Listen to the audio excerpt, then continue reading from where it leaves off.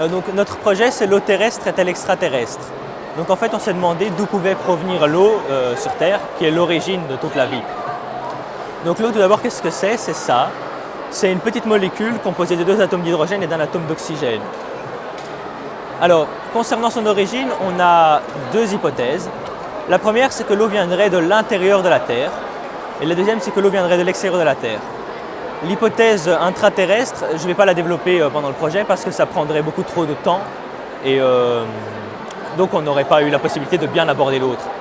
Donc concernant la deuxième, c'est que l'eau aurait été apportée par les astéroïdes et les comètes qui se seraient écrasés sur Terre pendant des millions d'années. Alors, pour comprendre cette hypothèse, il faut d'abord connaître un peu le système solaire.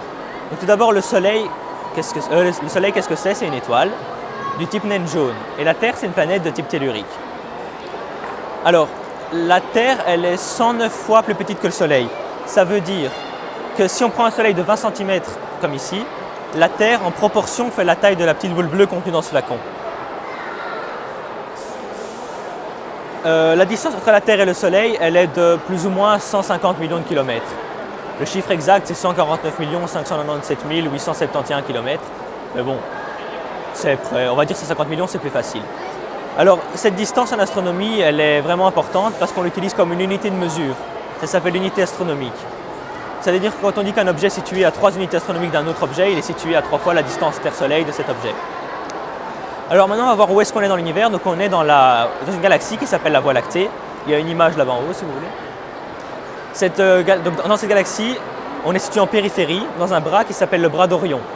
Si on zoome encore très fort, on tombe sur un nuage, une sphère hypothétique, composé de milliers et de milliards de comètes.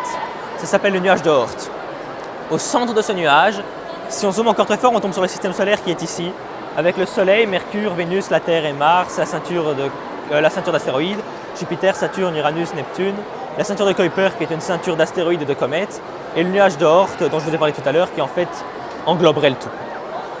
Alors évidemment, il n'est pas à l'échelle ce système solaire, parce que si on avait voulu ne fût-ce que respecter les proportions dans les distances, avec un Soleil de 20 cm, on aurait eu la Terre à 20 mètres de distance, Neptune à 640 mètres de distance et le nuage d'Oort à 1000 km de distance. Donc on n'aurait pas eu assez avec la Belgique pour représenter le système solaire, même avec un Soleil aussi petit.